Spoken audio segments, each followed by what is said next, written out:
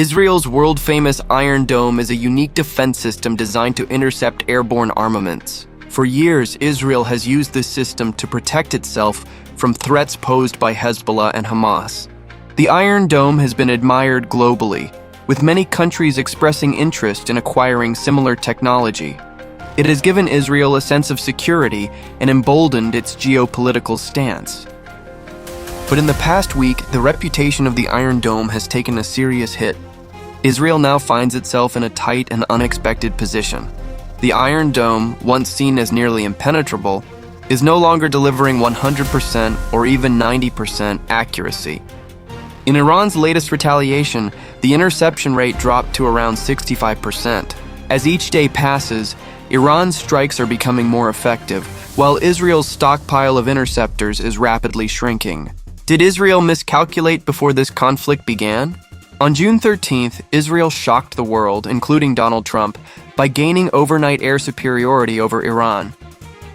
It was widely considered a masterstroke. Even Russia, despite 3 years in Ukraine, hasn't managed such an operation. Yet Israel did it in a single night. High-value targets were struck: senior military leaders, nuclear scientists, command centers, and missile launchers. Still, Iran retaliated, and the aftermath is such that parts of Tel Aviv are now indistinguishable from Gaza. Despite media censorship, reports are surfacing that oil refineries, military intelligence centers, and science facilities in Israel were hit. And then something remarkable happened, a miracle even. The same Israelis who had once ignored the suffering in Gaza are now questioning, why are civilians being targeted? The targeting of hospitals, once brushed off during operations in Gaza, is now being condemned, but only after Iran's retaliation. Now billboards are being printed in Tel Aviv. Mr. President, Mr. Donald, finish the job. Israel is calling upon America, reminding it of the billions in aid and strategic partnership. This moment has made it clear just how much influence Israel has over U.S. politics. But the bigger question is, what happened in just 1 week? How did Israel, once the undeclared nuclear superpower of the Middle East, suddenly become a victim? Today, Iran is striking Tel Aviv. Iran has taken the offensive, and Israel, despite its overwhelming strength, finds itself on the back foot. All this while Iran remains under crippling sanctions. In today's episode, we'll explore how Israel took control of Iranian airspace, how Iran is retaliating effectively, how Iran, despite sanctions, developed such a powerful armament industry, why the Iron Dome is failing, and why even if the US gets involved, there may still be a surprise awaiting. Let's be clear, this episode is not about choosing sides. Yes, Iran is considered a fundamentalist regime, but it's also true that Israel's actions in Gaza have severely tarnished its global image. Today, many around the world are not sympathizing with Israel. There's a sense of karma in the air. How did Israel capture Iran's skies so easily? Iran was engaged in talks with the US and did not anticipate Israel's move. That's likely why Israel chose this moment for a coordinated surgical strike. On the night of June 13th, Israel launched a mission using its 600 combat aircraft, including unmanned drones and F-35 stealth jets. The F-35s entered from western Iran.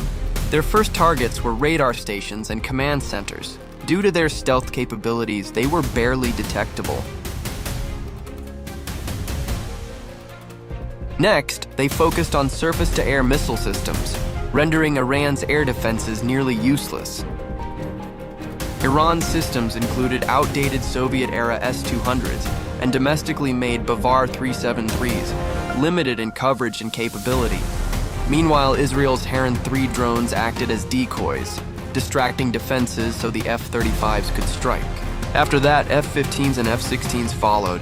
These fourth-generation aircraft entered with little resistance and targeted Iran's ballistic missile storage and launch vehicles. In one night, 1/3 of Iran's launchers were destroyed. The objective was clear: cripple Iran's missile capability before it could launch anything. Why couldn't Iran respond immediately? Iran's air force has been severely weakened by decades of sanctions. With around 300 outdated aircraft, including old F-14 Tomcats, it posed little threat. These were among the first targets, taken out while still on the ground.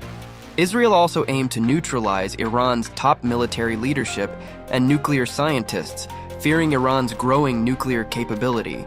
Taking advantage of a weakened Syria, and with Iraq's defenses already destroyed, Israel launched its mission seamlessly.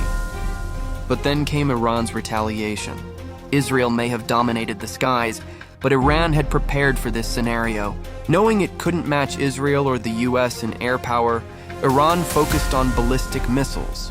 These missiles can travel extremely fast and long distances, reaching speeds of Mach 5 to Mach 6, making them difficult to intercept.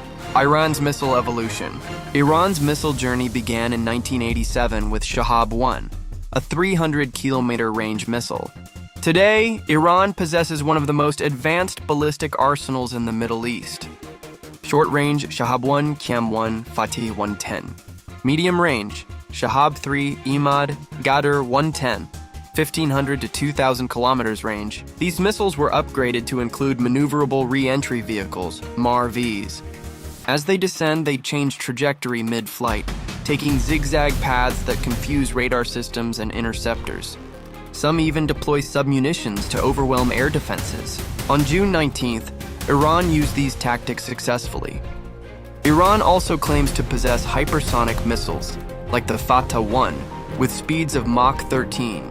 At such speeds, no existing system can guarantee 100% interception. Why is the Iron Dome failing? Israel has a layered defense system. Number 1, Iron Dome for short-range threats. Number 2, David Sling for medium range. Number 3, Arrow system for intermediate threats. Number 4, Arrow 3 for long-range ballistic missiles.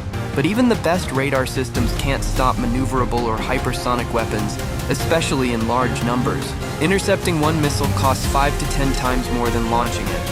And Iran is using drone swarms to force Israel to waste its interceptors, reducing the success rate even further, below 65%. Can Israel sustain this? Iran is used to sanctions and wartime life. Israelis are not. There are reports of evacuations and declining morale. Maersk has stopped operations at Haifa port. Oil refineries, airports, and intelligence centers are under threat. Israel now realizes that its overnight plan did not deliver lasting success and is calling on the U.S. for help. But even the U.S. may hesitate. The Fordo nuclear facility in Iran is so deeply buried that only a nuclear weapon could destroy it, something the Pentagon and Trump do not want to use. So who has the upper hand? In the short term, Israel showed superior air power. But Iran's missile and drone production remains untouched. This conflict may stretch on. And unless the U.S. intervenes decisively, Israel may be forced into a defensive posture. The world is watching. Many see this as karma for the 55,000 lives lost in Gaza. And now, with just 24 Israeli casualties, Israel is calling for international sympathy and help.